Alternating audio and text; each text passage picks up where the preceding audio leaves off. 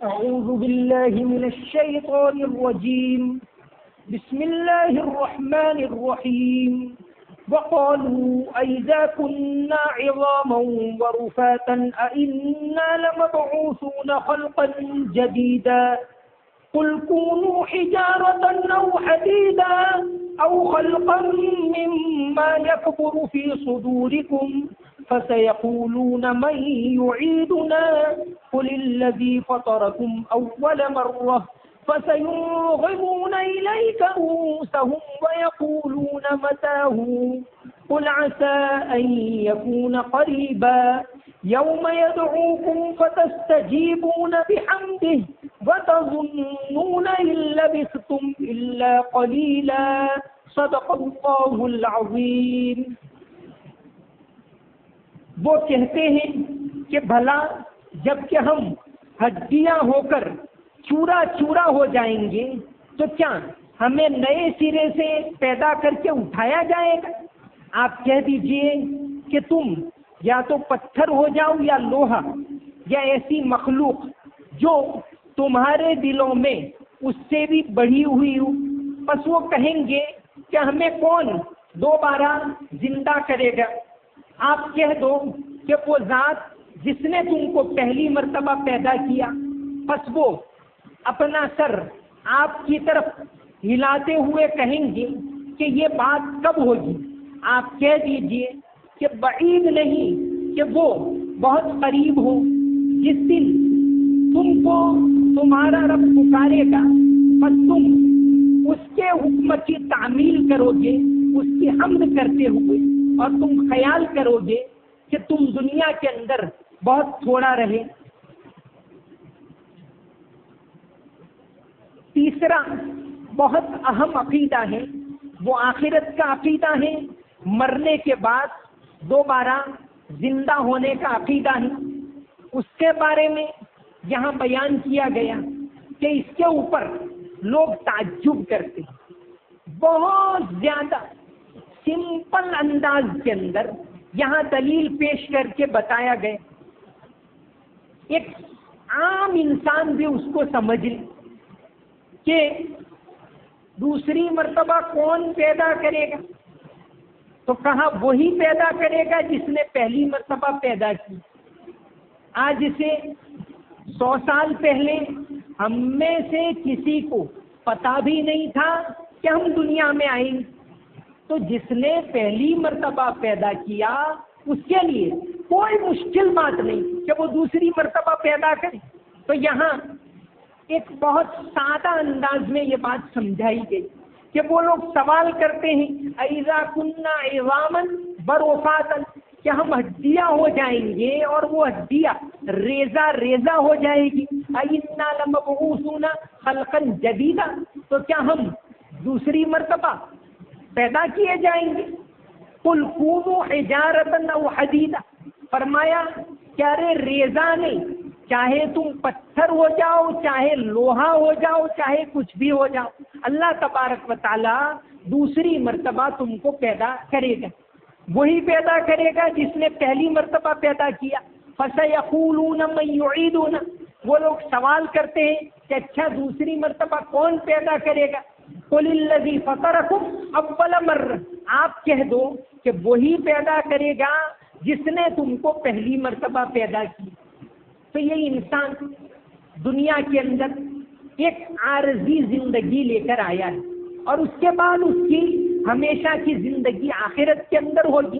جس اللہ نے یہاں پیدا کیا وہی دوسری مرتبہ وہاں پیدا کرے گا.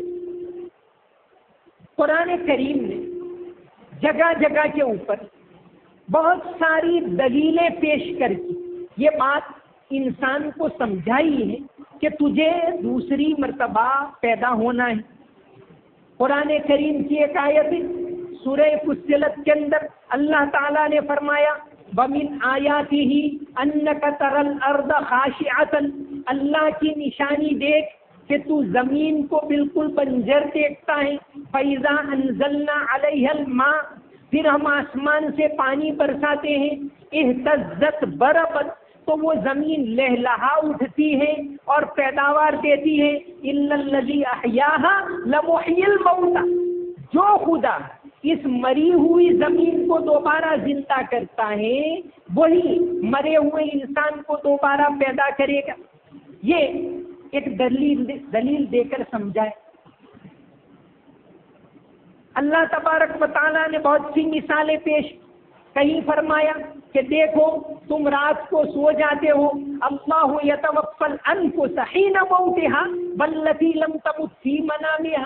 رات کو جب تم سو جاتے ہو تو تم کو پتہ بھی نہیں ہوتا.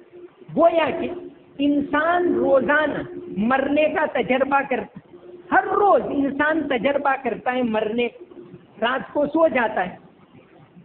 حدیث شریف کے اندر آتا ہے کہ الموت النوم اخو الموت، نیند موت کا بھائی ہے.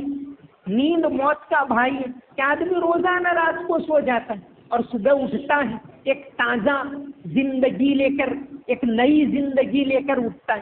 اسی لیے تو انسان روزانہ رات کو سونے سے پہلے موت کو یاد کرے. اس لیے سونے کی دعا جو ہے اللہم بسمک اموت واحیا، کیا اللہ تیرے نام سے میں مرتا ہوں اور جیتا ہوں.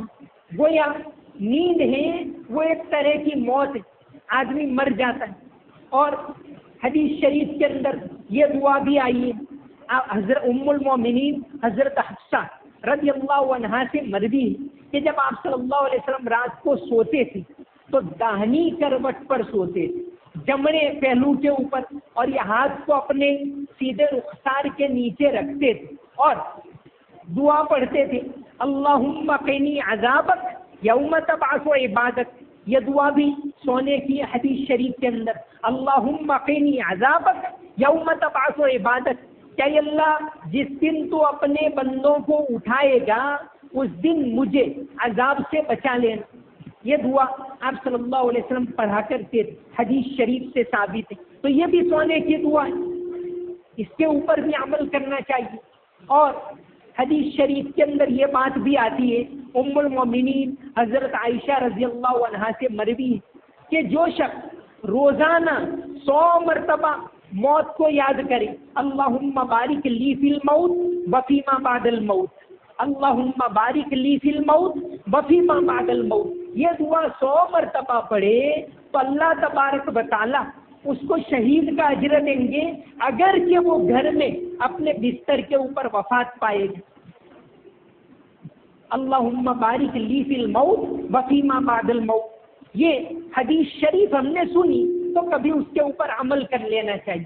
صحابہ کرام کا یہ معمول کہ کوئی بھی حدیث سنتے تھے، کوئی بھی بات سنتے تھے تو اس پر کم سے کم 1 مرتبہ فوری طور پر بھی عمل کر لیتے تھے.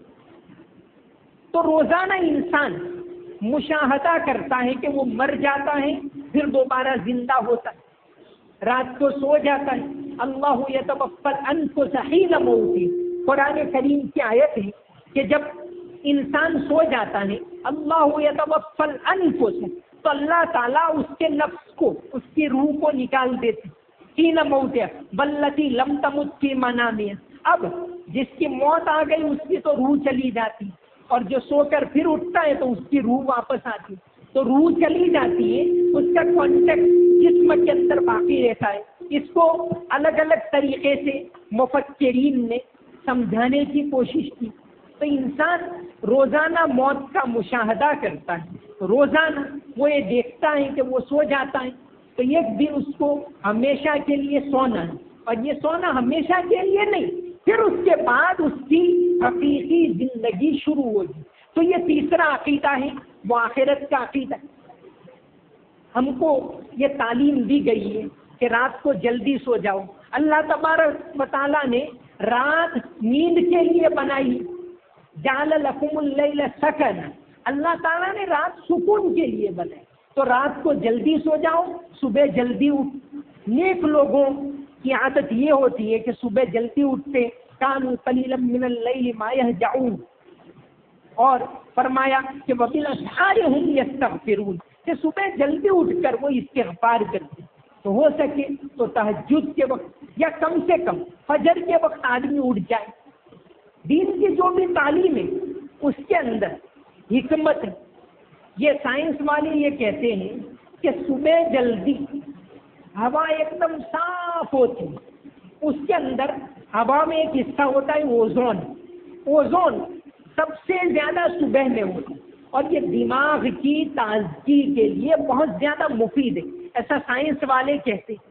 تو دین اسلام نے یہ تعلیم دی کہ صبح جلدی اٹھ جاؤ، پھر دوپہر کو سونا، فجر کے بعد سونا منع ہے، یہ برکت کا وقت، رات کو جلدی سو جائے تو فجر کے بعد سونے کی ضرورت ہی پیش نہیں آئے گی۔ اب دوپہر کو سونا جس کو قیلولہ کہتے، کتنی دیر سونا، جھپکی اور اٹھ گئے، بس یہ قیلولہ ہے۔ یہ نہیں کہ گھنٹے 2 گھنٹے تک سوتے رہے، یہ نہیں، تھوڑی دیر سو گئے اور پھر اٹھ گئے۔ آپ صلی اللہ علیہ وسلم قیلولہ کرتے تھے، رمضان کے دنوں میں الگ بات ہے، باقی قیلولہ اس کو کہتے ہیں کہ آدمی تھوڑی دیر سویا، جھپکی 5 10 15 منٹ، بس اٹھ گئے، اس کو قیلولہ کہتے ہیں۔ اور ایک بہت بڑا سائنسداں گزرا ہے ایڈیسن، جس نے 50 سے زائد ایجادات دنیا کو دی، اس میں یہ بجلی کا گولا یہ بھی اس نے دیا، اور گراموفون جو آج کل جب ٹیپ ریکارڈر اس کے اوپر سے بنا وہ بھی اس نے ایجاد کیا، بہت ساری ایجادات اس نے دی۔ اس پر ایڈیسن پر بہت سی کتابیں لکھی گئی، اس کے بارے میں لکھا گیا ہے، اس کو پوچھا 200 ایجادات کی پیٹنٹ اس نے لی تھی، تو اس کو پوچھا گیا کہ تم اتنی عمر میں بھی اتنی چستی کے ساتھ کام کر سکتے ہو، اس کا راز کیا ہے؟ تو اس نے بتایا کہ دوپہر کو چند منٹ سو جائیں، یہ میری تازگی کا راز ہے۔ تو قیلولہ اس کو کہتے آدمی تھوڑی دیر سو جائے۔ باقاعدہ امریکہ کے اندر تو نیند کے اوپر ریسرچ ہوتا، آج کل بہت ساری بیماریوں کا سبب رات کو دیر سے سونا ہے، ٹینشن اور پریشر اور کیا کیا بیماریاں ہیں، ان کا سبب رات کو دیر سے سونا۔ ایک زمانے میں کتابوں کے اندر ہم سنتے تھے کہ بھئی امام ابو حنیفہ نے 40 سال تک عشاء کے وضو سے فجر کی نماز پڑھی، تو لوگوں کو تعجب ہوتا تھا، ہمارے بڑے بوڑھوں کو تو خاص، کہ بھئی کوئی جاگ سکتا ہے پوری رات؟ لیکن آج یہ انٹرنیٹ والوں کو اور واٹس ایپ والوں کو اور فیس بک والوں کو دیکھتے ہیں تو پتہ چلتا ہے کہ بھئی رات کے 2 اور 4 کیسے بج جاتے ہیں، وہ ان کو بھی پتہ نہیں چلتا۔ تو اللہ والے ذکر کے اندر رات کو نکال دیا کرتے تھے۔ تو دوپہر کو تھوڑی دیر سو جائیں۔ امریکہ کے اندر نیشنل سلیپ فاؤنڈیشن کر کے وہ لوگ ریسرچ کرتے، انہوں نے ایک کتاب شائع کی ہے، ان کی جو صدر ہیں سارا میڈنک کر کے، ڈاکٹر سارا، انہوں نے ایک کتاب لکھی ہے، نیشنل سلیپ فاؤنڈیشن نے اس کو چھاپا ہے۔ کتاب کا عنوان ہے ٹیک اے نیپ چینج یور لائف، کہ دوپہر کو چند منٹ سو جاؤ، آپ کی زندگی کا رخ بدل جائے گا۔ تو یہ دوپہر کو بعض لوگ گھنٹوں تک سو رہے تھے، اس کا نام قیلولہ نہیں، قیلولہ 2 5 10 منٹ سو گئے، دماغ فریش ہو گیا، بات پوری، اپنے کام کے اوپر لگ گئی، تھوڑی دیر آرام کر لیا، اس کو قیلولہ کہتے، اور رات کو جلدی سو جاؤ، یہ تعلیم۔ تو یہاں جو اسلام کا تیسرا اہم عقیدہ ہے اس کے بارے میں بات چل رہی ہے، کہاں وقالوا وَإِذَا كُنَّا عِظَامًا وَرُفَاتًا أَإِنَّا لَمَبْعُوثُونَ خَلْقًا جَدِيدًا۔ وہ لوگ پوچھتے ہیں کہ اچھا ہم ہڈیاں ہو کر ریزے ہو جائیں گے، مٹی ہو جائیں گے، تو ہم دوبارہ پیدا کیے جائیں گے، یہ آپ کیسی بات کر رہے ہیں؟ تو فرمایا قُلْ كُونُوا حِجَارَةً أَوْ حَدِيدًا، ریزے نہیں، چاہے آپ پتھر ہو جاؤ چاہے لوہا، جو بھی ہو جاؤ، کہ بھئی ریزے سے بھی سخت مخلوق اگر ہے وہ تم ہو جاؤ، اللہ تعالیٰ ضرور دوبارہ پیدا کرے گا۔ فَسَيَقُولُونَ مَن يُعِيدُنَا، پھر وہ سوال کرتے کہ اچھا کون دوسری مرتبہ پیدا کرے گا؟ قُلِ الَّذِي فَطَرَكُمْ أَوَّلَ مَرَّةٍ، کہ وہی تم کو دوسری مرتبہ پیدا کرے گا جس نے پہلی مرتبہ پیدا کیا۔ بالکل آسان اور سمپل دلیل کہ جس نے پہلی مرتبہ پیدا کیا وہی دوسری مرتبہ پیدا کرے. ہم اپنے اختیار سے تو دنیا میں آئے نہیں، اپنے اختیار سے جانے والے بھی نہیں. لائی حیات آئے قضا لے چلی چلے، لائی حیات آئے قضا لے چلی چلے، اپنی خوشی نہ آئے نہ اپنی خوشی چلے. اور غالب نے کہا ہے موت سے کس کو رستگاری ہے، موت سے کس کو رستگاری ہے، آج وہ کل ہماری باری ہے، ہر ایک کو دنیا سے جانا ہی، یہ بات بالکل طے شدہ ہے. تو اللہ تبارک و تعالیٰ نے جس نے یہ پہلی زندگی، جس نے پیدا کیا، جس نے ہاتھ دیے، پاؤں دیے، آنکھیں دی، دماغ دیا، ہم اپنے اختیار سے تو یہ لائے. اپنا دماغ کسی نے بھی خود نے نہیں بنائے، آنکھیں کسی نے نہیں بنائی اپنی خود، کان کسی نے اپنے نہیں بنائے، ماں باپ نے بھی نہیں بنائے، وہ تو صرف ذریعہ بنے. ماں کے پیٹ میں یہ سارے اعضاء کون پیدا کرے؟ ایک اللہ. دو آنکھیں کون دے رہا ہے؟ اللہ.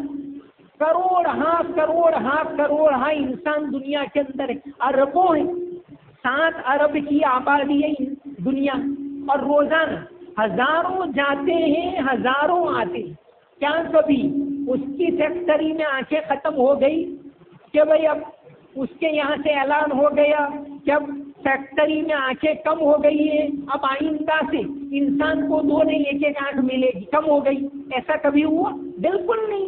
کان کم ہو گئے اس کی فیکٹری میں؟ نہیں ہو. حضرت آدم علیہ السلام سے لے کر آج تک جتنے لوگ آ رہے ہیں ان کی آنکھیں کون بناتا ہے؟ ان کے کان کون بناتا ہے؟ یہ انگلیاں کس نے بنائی؟ ہر ایک کی انگلیوں میں فرق، ہر ایک کے چہرے میں فرق، ہر ایک کی آنکھوں میں فرق، ہر ایک کی آواز میں فرق. یہ سب کون بنا رہا ہے؟ یہ صرف اللہ تبارک و تعالیٰ بنا رہے ہیں. تو بہت سمپل دلیل یہاں دی، اور جگہ پر الگ الگ جگہ پر قرآن کریم نے الگ الگ دلیلیں دے کر سمجھایا. کہیں تو فرمایا کہ دیکھو یہ زمین بالکل بنجر ہو جاتی ہے، پھر ہم بارش برساتے ہیں تو کیسی لہلہا اٹھتی ہے، اسی طرح ہم دوسری مرتبہ پیدا کرنے والے ہیں. کذالک النشور. آدمی اٹھتا ہے تو پھر وہی دعا پڑھتا ہے الحمدللہ الذی احیانا بعد ما اماتنا، کہ تمام تعریفیں اس خدا کے لیے ہیں جس نے ہم کو موت کے بعد دوبارہ زندہ کی. حالانکہ وہ سویا ہے، مرا نہیں، لیکن دعا کیا سکھائی کہ موت کے بعد دوبارہ زندہ کی. آدمی سو گیا، اس کو کچھ پتا ہی نہیں کہ میں کہاں ہوں، میرے آس پاس کون ہے، میں کیا کر رہا ہوں، میں کون، کچھ پتا نہیں ہو. اللہ تبارک و تعالیٰ پھر سے ایک نئی تازگی کے ساتھ، ایک نئے جوش کے ساتھ، ایک نئی تندرستی اس کے ساتھ اس کو ایک نیا دن دے. تو اٹھتے یہ دعا پڑھیں الحمدللہ الذی احیانا بعد ما اماتنا والیہ النشور. اور آپ صلی اللہ علیہ وسلم جب تہجد کے وقت اٹھتے تھے تو مسواک کرتے، پھر وضو فرماتے تھے، پھر آسمان کی طرف نگاہ کر کے وہ قرآن کریم کی آیتیں پڑھتے تھے. ان فی خلق السماوات والارض واختلاف اللیل والنہار لآیات لأولی الالباب. یہ تمام آیتیں ہیں سورہ آل عمران کی کہ ان فی خلق السماوات والارض، آسمانوں اور زمین کی پیدائش میں، واختلاف اللیل والنہار، اور رات دن کے مختلف ہونے میں، لآیات لأولی الالباب، عقل مندوں کے لیے خدا کی قدرت کی نشانیاں ہیں. الذین یذکرون اللہ قیاما وقعودا وعلی جنوبہم ویتفکرون فی خلق السماوات والارض ربنا ما خلقت ھذا باطلا سبحانک فقنا عذاب النار. یہ آیتیں آپ صلی اللہ علیہ وسلم تہجد کے وقت اٹھتے تھے تو پڑھتے تھے. تو یہاں فرمایا تیسرا اہم ترین عقیدہ یہ ہے کہ اللہ تبارک و تعالیٰ تمام انسانوں کو مرنے کے بعد دوسری مرتبہ زندہ کریں گے اور وہاں حساب لیں گے. یہاں اتنی باتیں فرمایا یوم یدعوکم، جس دن اللہ تعالیٰ تم کو پکارے گا، اٹھائے گا، فتستجیبون بحمدہ، تو تم اس کی تعریف کرتے ہوئے اس کی پکار کی تعمیل کرو، یعنی اللہ کی حمد کرتے ہوئے. حدیث شریف کے اندر آتا ہے، حضرت ابن عمر رضی اللہ عنہ بیان کرتے ہیں کہ لا الہ الا اللہ والوں کے اوپر نہ تو موت کے دن دہشت ہوگی اور نہ جس دن اللہ تبارک و تعالیٰ دوبارہ اٹھائیں گے اس دن وحشت ہوگی. پھر آگے فرمایا آپ صلی اللہ علیہ وسلم نے، گویا کہ میں وہ منظر دیکھ رہا ہوں جس دن لوگ کھڑے ہوں گے تو یہ دعا پڑھتے ہوئے کھڑے ہوں گے، الحمدللہ الذی اذھب عنا الحزن ان ربنا لغفور شکور. حدیث شریف کے اندر آتا ہے کہ قیامت کے دن اللہ تعالیٰ سب کو اٹھائے گا تو یہ دعا پڑھیں گے لوگ، یہ پڑھتے ہوئے ایمان والے اٹھیں گے، الحمدللہ الذی اذھب عنا الحزن ان ربنا لغفور شکور. یہ دعا پڑھتے ہوئے اٹھیں گے. تو یہ آخرت کی زندگی وہ برحق زندگی ہے، دنیا کی زندگی ہے وہ ایک آزمائش کی زندگی ہے، یہ عقیدہ. ایک اور بات، بہت عجیب بات حدیث شریف کے اندر ہے. حدیث شریف کے اندر حدیث کی تقریباً تمام کتابوں میں ایک بات آتی کہ آدمی جب مر جاتا ہے تو اللہ عجب الذم، اس کی سارا جسم ریزے ریزے ہو کر مٹی ہو جاتا ہے، لیکن اس کی دم کی ہڈی کا ایک ٹکڑا ہے وہ مرتا نہیں. منہا خلق، اسی سے وہ پیدا کیا گیا، ومنہا یرکب، اور اسی سے وہ دوسری مرتبہ پیدا کیا گیا.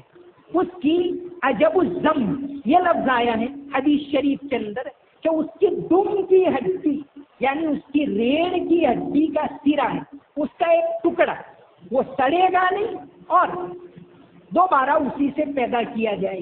یہ ایک عجیب بات ہے. اب آج سائنس نے ایک تحقیق پیش، بلکہ بہت زیادہ ٹھوس طریقے سے، کہ انسان مر جائے، اس کا جسم ریزے ریزے ریزے ہو جائے، لیکن اس کی ٹیل بون اس کو کہتے ہیں، یہ لفظ ہے. اور دوسرا لفظ ان کے یہاں سائنسدانوں کے میڈیکل سائنس میں کہتے ہیں کوککس، COCCY، پتہ نہیں اس کی بہت زیادہ تحقیق تو ہم کہاں میڈیکل سائنس جانتے، لیکن یہ لفظ ہے کہ کوککس کی ہڈی ہوتی ہے وہ کبھی بھی سڑتی نہیں، وہ باقی رہتی. بہت عجیب بات حدیث شریف کے اندر آپ صلی اللہ علیہ وسلم نے صدیوں صدیوں صدیوں پہلے یہی بات ہو بہو ہے کہ اللہ عجب الذم. اور آج سائنس والے یہ کہہ رہے ہیں کہ اس کی جو کوککس کی ہڈی ہوتی جس کے لیے عام زبان کے اندر اس کو ٹیل بون یہ لفظ آتا ہے کہ اس کی دم کی ہڈی ہے وہ چھوٹی سی ہو، وہ مرتی نہیں. تو حدیث شریف کے اندر ایک یہ بات دی کہ وہ مرتی نہیں اور اللہ تبارک و تعالیٰ اسی سے ہر انسان کو دوبارہ پیدا کرے. بہرحال آخرت کا عقیدہ بالکل برحق ہے. اللہ تبارک و تعالیٰ جس نے پہلی مرتبہ پیدا کیا وہی دوسری مرتبہ پیدا کرے گا. عقائد ہیں، ایک تو عبادت، ہم عبادت کرتے اللہ کی، ایک ہے عقائد. عقائد ہے وہ تو بنیاد ہے. آج کل یہ سارا ماحول جو ہے، چاہے وہ فلمی دنیا کا ماحول ہو، چاہے وہ اخباروں کا ماحول ہو، چاہے وہ انٹرنیٹ کا ماحول، اس ماحول کے اندر عقائد کو بچانے کے لیے عقائد کو سیکھنا، پڑھنا، سمجھنا بہت زیادہ ضروری. جیسے ہم نماز سیکھتے ہیں، روزہ سیکھتے ہیں، روزے کے مسئلے پوچھتے ہیں، تو عقائد، بنیادی عقائد کیا ہے اس کو بھی سیکھنا چاہیے. تو یہ 3 بنیادی عقائد کے بارے میں یہاں بات آئی. ایک تو اللہ ایک ہی ہے، وہی عبادت کے لائق ہے. دوسرا بنیادی عقیدہ آیا کہ آپ صلی اللہ علیہ وسلم اللہ کے سچے پکے رسول ہیں. اور تیسرا عقیدہ یہ آیا کہ اللہ تبارک و تعالیٰ تمام انسانوں کو مرنے کے بعد دوسری مرتبہ پیدا کرے گا. جس نے پہلی مرتبہ پیدا کیا وہی دوسری مرتبہ پیدا کرے گا اور پھر حقیقی زندگی شروع ہوگی. یہ تیسرا عقیدہ. اور ضمناً اسی میں چوتھا عقیدہ اسی رکوع کے اندر آ گیا قرآن کے بارے میں کہ قرآن اور جتنی آسمانی کتابیں اتاری گئی وہ تمام کی تمام 100% برحق ہے، A to Z سچی ہے، اس میں ایک نقطے کے برابر بھی فرق نہیں. یہ ہمارے بنیادی عقائد ہیں. وما علینا الا البلاغ المبین. اللهم صل على محمد وعلى ال محمد وبارك وسلم. ربنا آتنا في الدنيا حسنة وفي الآخرة حسنة وقنا عذاب النار. رب اغفر وارحم وتجاوز عما تعلم انك انت العز الاکرم. یا اللہ ہمارے گناہوں کو معاف فرما. یا اللہ ہماری تمام غلطیوں کو معاف فرما، ہمارے تمام قصوروں کو معاف فرما. یا اللہ ہمارے عقائد کو درست فرما. یا اللہ توحید کا عقیدہ ہمارے دلوں میں مضبوط فرما.